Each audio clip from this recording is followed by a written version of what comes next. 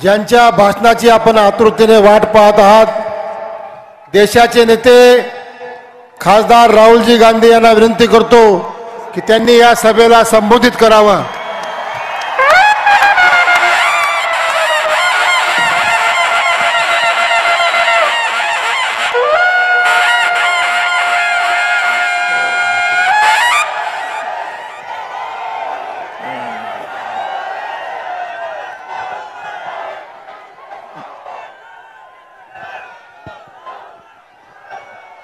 मल्लिकार्जुन खड़गे जी, एच.के. पाटिल जी, नाना पटोले जी, अशोक चौहान जी, बाला साहब थोराट जी, दिग्विजय सिंह जी, जयराम रमेश जी, जयंत पाटिल जी, सुप्रिया सूले जी, इमरान प्रतापगढ़ी जी, मानिकराव ठाकरे जी, जितेंद्र अवध जी, स्टेज पे कांग्रेस पार्टी के सीनियर नेता, भाइयों और बहनों, भारत यात्रियों, प्रेस के हमारे मित्रों, आप सबका यहां बहुत बहुत स्वागत, नमस्कार।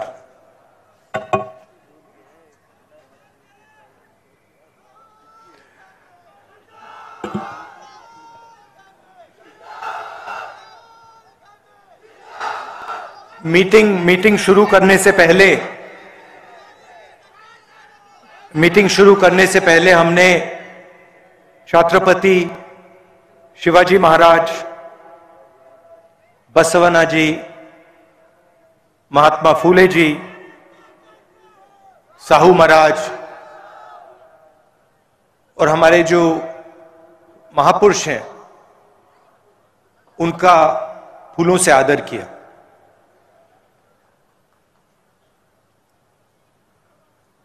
ये जो हमने आदर किया, इसका मतलब क्या है? ये हमने किस कारण किया, क्यों किया? हमने इसलिए किया क्योंकि इन लोगों ने अपनी जिंदगी, पूरी की पूरी जिंदगी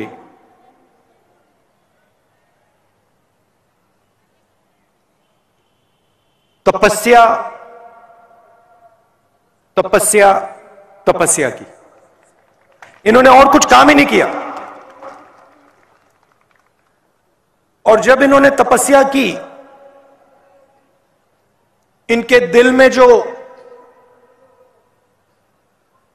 थोड़ा सा अहंकार था, उस तपस्या ने उस अहंकार को मिटा दिया, खत्म कर दिया, समाप्त कर दिया। और फिर इन महापुरुषों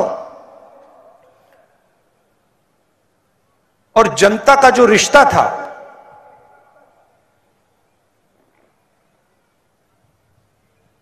वो बिल्कुल दूसरे तरीका का रिश्ता था। उनकी तपस्या का हम आदर करते हैं। उन्होंने जो दिल से अहंकार मिटाया, उसका हम आदर करते हैं। और जो इनका रिश्ता था हिंदुस्तान के लोगों से, उसका हम आदर करते हैं। इसीलिए आज हमने इनके सामने हाथ जोड़े, इसीलिए आज हमने इनके सामने फूल रखे। ये देश तपस्या का देश है। आप देखिए,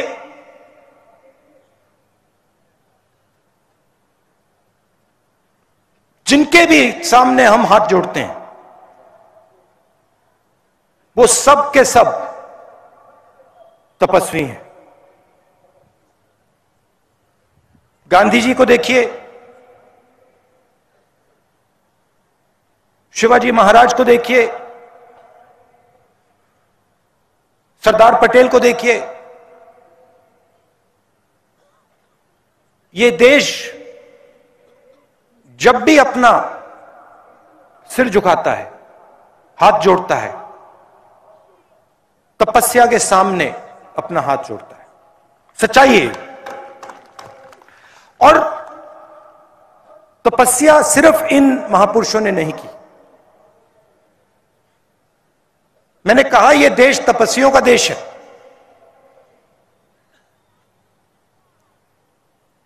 इस देश के किसान भी तपस्या करते हैं, दिन भर तपस्या करते हैं। इस देश का मजदूर तपस्या करता है। इस देश का छोटा व्यापारी तपस्या करता है। मगर आज इस देश में उसको तपस्या का फल नहीं मिलता। वो मर जाए, पिस जाए, 24 घंटा काम करे, उसे तपस्या का फल नहीं मिलता। पूरा का पूरा फायदा जो किसानों को मिलना चाहिए,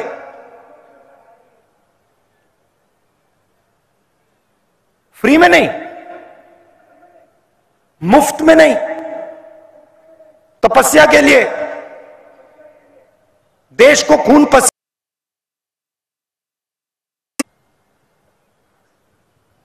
मजदूर के हाथ फट जाते हैं, खून निकल जाता है, तपस्या का फल नहीं मिलता।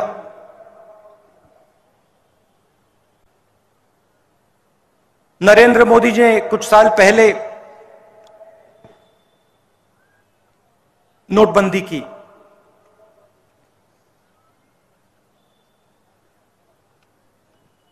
आठ बजे रात को कहा, भाइयों और बहनों,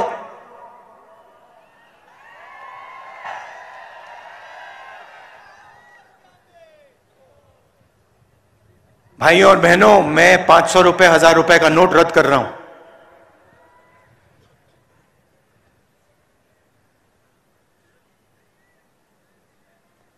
काले धन के खिलाफ मैं लड़ाई लड़ रहा हूं। और कुछ दिन बाद उन्होंने कहा, अगर काला धन नहीं मिटा तो मुझे फांसी से लटका देना। क्या इमोशन, क्या शब्द, फिर आंसू भी निकले। उनकी अलग तपस्या है।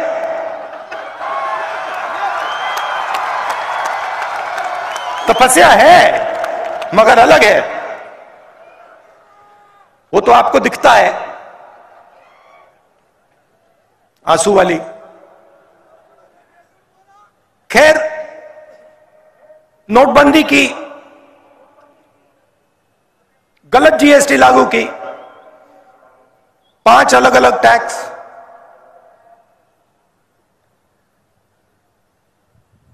28% तक टैक्स। आजाद हिंदुस्तान में पहली बार किसानों पर टैक्स, फर्टिलाइजर पर टैक्स, उनके औजारों पर टैक्स।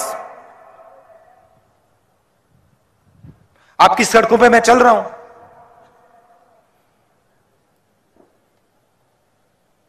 लोग कहते हैं 3500 किलोमीटर चल रहे हैं, कोई मतलब नहीं है। यह आप मत सोचो कि मुश्किल काम है। मुश्किल काम नहीं है, आसान काम है। आप यात्रियों से पूछ लो, बैठे हैं वहां पे, बताओ भाई आसान है मुश्किल है? आसान है मुश्किल है? आसान है। आसान क्यों है? हम नहीं चल रहे, हम अपनी शक्ति का प्रयोग नहीं कर रहे हैं। आपका प्यार, आपकी शक्ति हमें आगे धकेल रही है।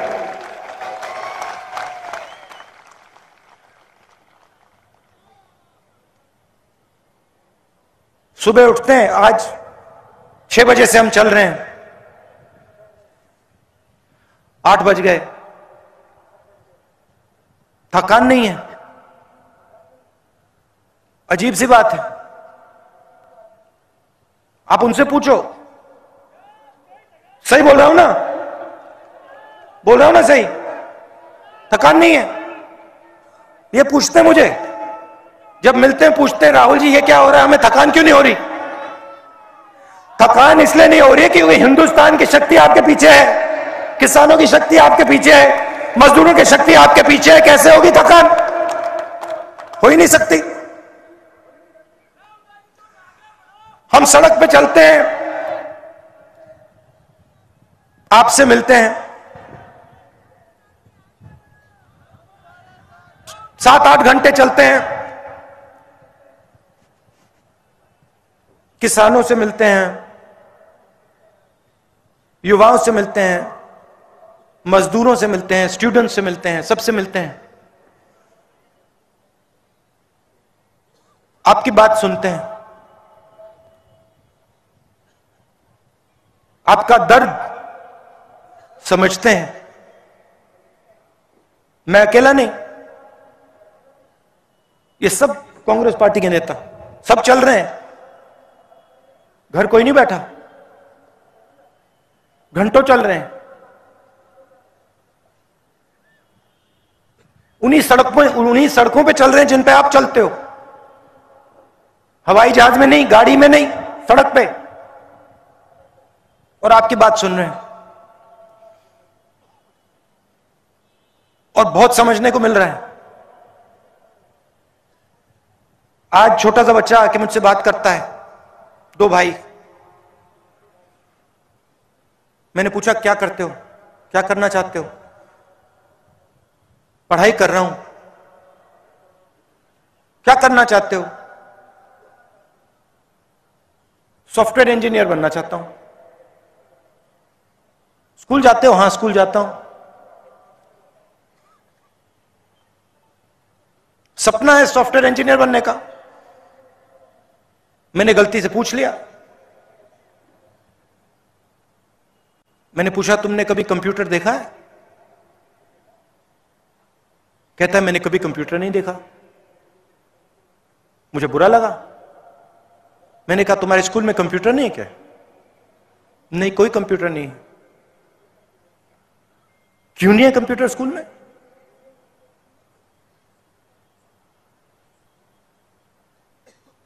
क्योंकि हिंदुस्तान का पूरा धन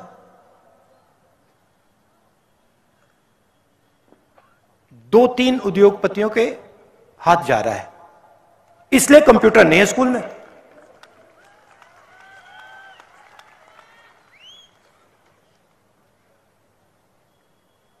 और वही बात किसान के साथ एमएसपी नहीं मिलती। क्यों नहीं मिलती? कर्जा माफ नहीं होता। क्यों नहीं होता? मजदूर भी वही कहता है, मनरेगा का पैसा नहीं मिलता, काम नहीं मिलता। क्यों नहीं मिलता? भाई और बहनों, पैसे की कोई कमी नहीं है इस देश में। पैसे की कोई कमी नहीं है। यहां पे हमारे किसान भाई बैठे हैं ना, आपने पंप देखा है ना, जो ट्यूबवेल वाला पंप होता है, उसको ऑन करते हो पानी निकलता है ना, वैसा ही पंप लगा रखा है। हंसो मत, आपके जेबों में से पैसा निकाल रहा है वो पंप।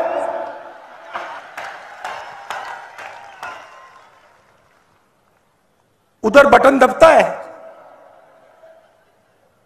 दिल्ली में, बंबई में, मुंबई में बटन दबता है, पंप चालू होता है, किसानों के जेब में से पैसा निकलता है, मजदूरों के जेब में से पैसा निकलता है, नोटबंदी की, जीएसटी लागू की। आप किसी भी छोटे व्यापारी से पूछ लो, किसी भी स्मॉल और मीडियम बिजनेस वाले से पूछ लो। आज मेरे साथ चले, मैंने पूछा भैया बात बताओ, नोटबंदी से पहले आप कितने लोगों को रोजगार देते थे? कहता है 300। मैंने कहा नोटबंदी और जीएसटी के बाद आप कितने लोगों को रोजगार देते हो? कहता है 50। मैंने कहा वो जो 250 लोग थे उनका क्या हुआ? कहता मुझे नहीं मालूम।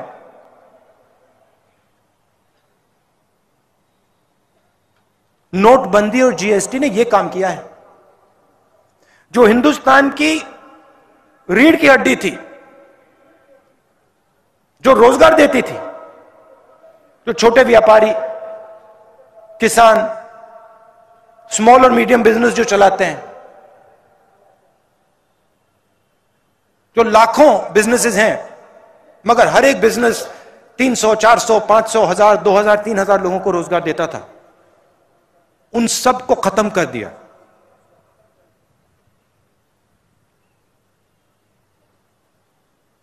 खत्म।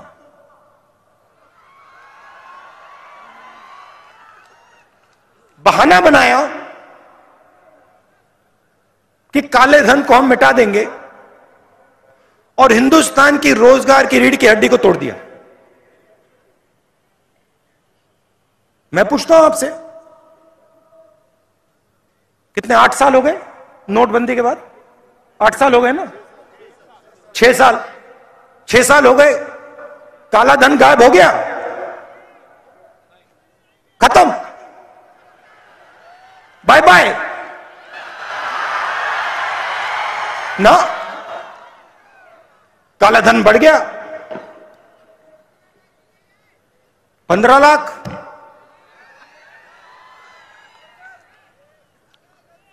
हाँ,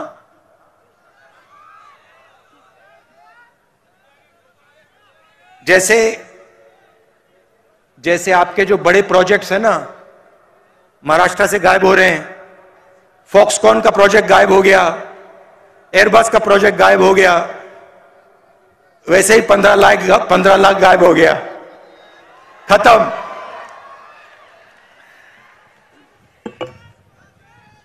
और ये जो इनकी पॉलिसीज हैं, इससे डर फैलता है। आप किसान को एमएसपी ना दो, किसान का कर्जा माफ मत करो, उसको सही रेट ना दो, उसके दिल में भय पैदा होता है। आप युवा से कहो कि देखो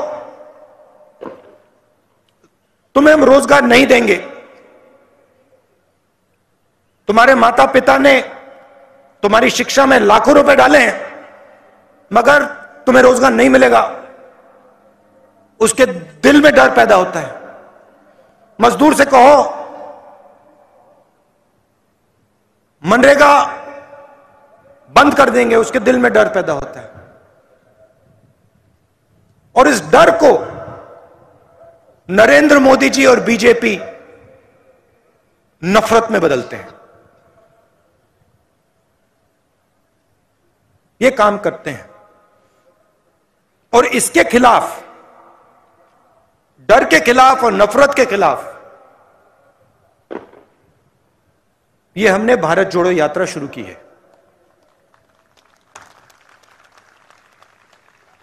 कन्याकुमारी से श्रीनगर तक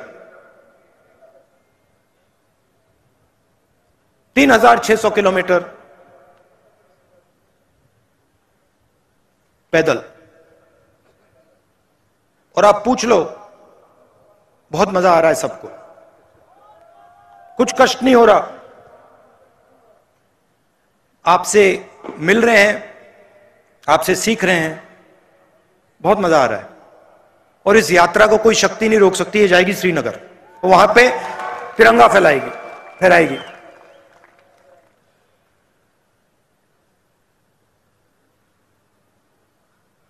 आपने, जैसे मैंने पहले कहा,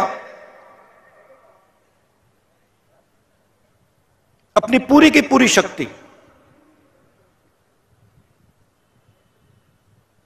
पूरा प्यार आपने यात्रा को दे दिया। यात्री चल रहे हैं, मगर लाखों लोग हमारे साथ चल रहे हैं।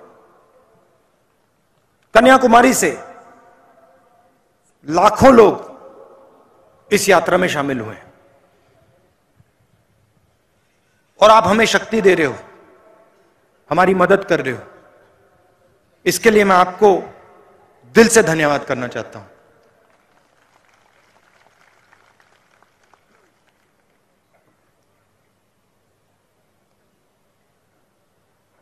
बहुत अच्छा लग रहा है।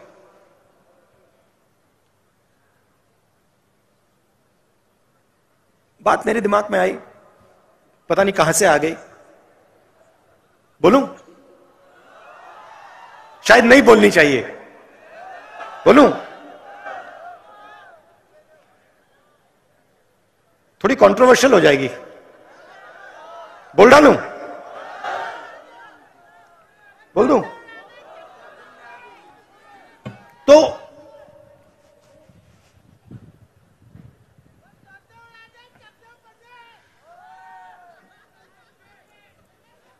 बताता हूं, बोल देता हूं। चलो,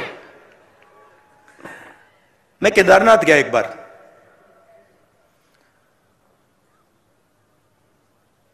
वहां के हमारे चीफ मिनिस्टर थे, उन्होंने मुझे कहा कि देखो केदारनाथ जाना है। मेरे ऑफिस में आए, उन्होंने कहा केदारनाथ जाना है, तो कह रहे थे मुझे। मैंने सुना और पता नहीं मेरे मुंह से बात निकल आई, एकदम बात निकली। उन्होंने मुझे कहा कि देखो आप हेलीकॉप्टर से केदारनाथ जा सकते हो। जैसे ही उन्होंने ये बोला, मैंने कहा मैं हेलीकॉप्टर से केदारनाथ नहीं जाऊंगा। मैं अगर केदारनाथ जाऊंगा तो मैं पैदल जाऊंगा, क्योंकि मैंने सोचा कि अगर मैं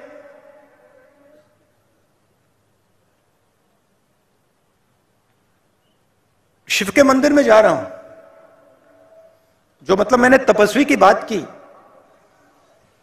जो सबसे बड़े तपस्वी थे, अगर मैं उनके घर जा रहा हूं तो हेलीकॉप्टर में जाने का कोई मतलब ही नहीं है। मतलब मैं तपस्वी के यहां जा रहा हूं और मैं 15 किलोमीटर तपस्या नहीं कर सकता क्या? तो मैंने कहा देखो मैं जाऊंगा, मगर हेलीकॉप्टर लेकर नहीं जाऊंगा, पैदल जाऊंगा। कहते हैं ठीक है। मैं पैदल गया।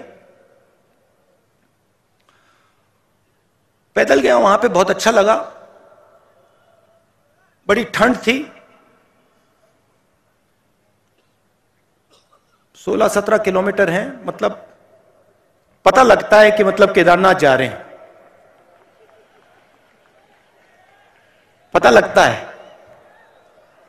मैं वहां पहुंचा, वहां पे कोई उद्घाटन था। जैसे मैं मंदिर में घुस रहा था, वहां पे एक आरएसएस के नेता मिले।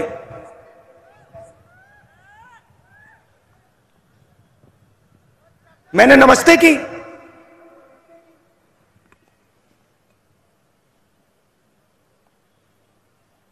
कैसे कहूं, सीधा बोल देता हूं, वजन उनका काफी था, तकरीबन देखो 100 किलो तक था। तो हम अंदर जा रहे थे और उनके पास, उनके साइड में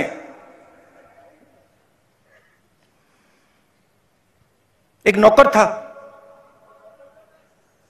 और नौकर के सिर पर इतनी बड़ी टोकरी थी, उसमें फल लगे थे, फल थे। मैंने देखा, मैंने कहा सर ये क्या है?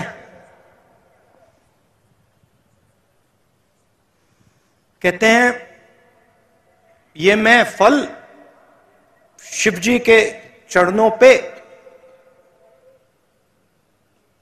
डालने के लिए लाया हूं। एकदम मैंने सोचा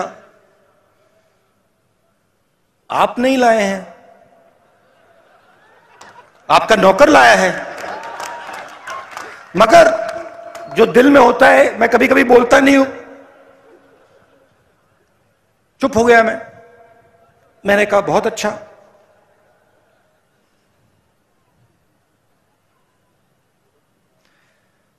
मुझे देखते हैं, कहते हैं आप कब आए? मैंने कहा मैं तो कल रात को आया था। आप कैसे आए? मैं तो चल के आया। 100 किलो का वजन था, तो मैंने बदतमीजी नहीं करनी थी, तो मैंने सवाल नहीं पूछा, मैं चुप हो गया। मगर उन्होंने कहा मैं तो हेलीकॉप्टर से आया। मैंने सोचा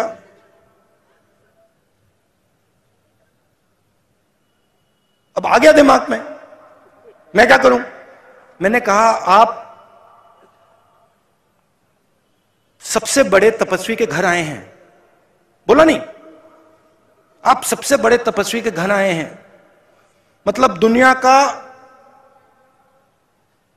सबसे बड़ा, और उसके घर आप हेलीकॉप्टर से आए।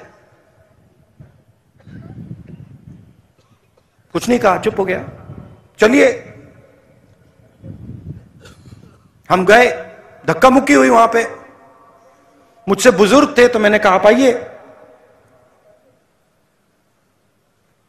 गए, उन्होंने मतलब हाथ जोड़े, पूजा हुई, मैंने भी हाथ जोड़े, पूजा खत्म हुई, बाहर निकले। मुझे कहते हैं राहुल जी आपने शिव जी से क्या मांगा?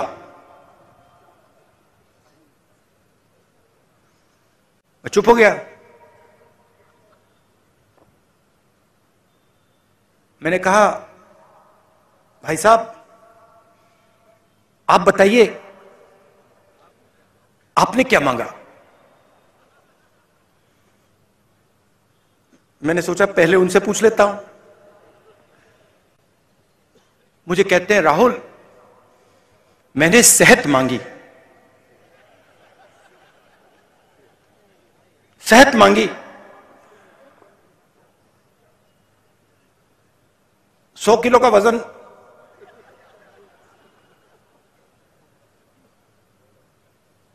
शिव जी से सेहत मांगी। अगर आप केदारनाथ पैदल आ जाते सेहत मिल जाती।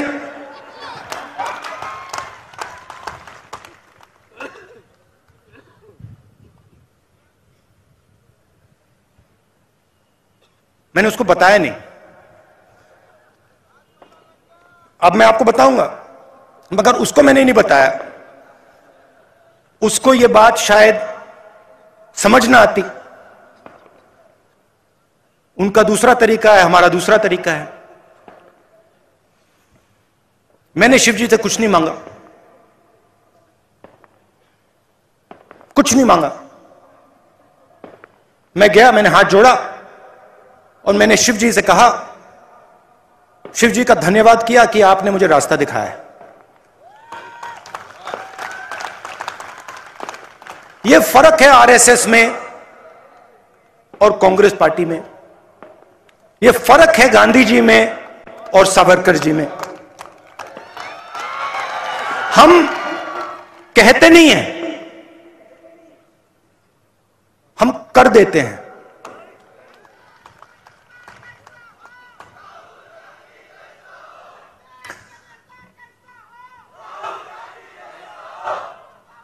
और और ये जो मैंने बोला आप सब समझोगे, देखो हमारे सारे कार्यकर्ता हैं, हमारे सारे नेता हैं, ये आप सब समझ जाओगे। ये जो महापुरुष हैं,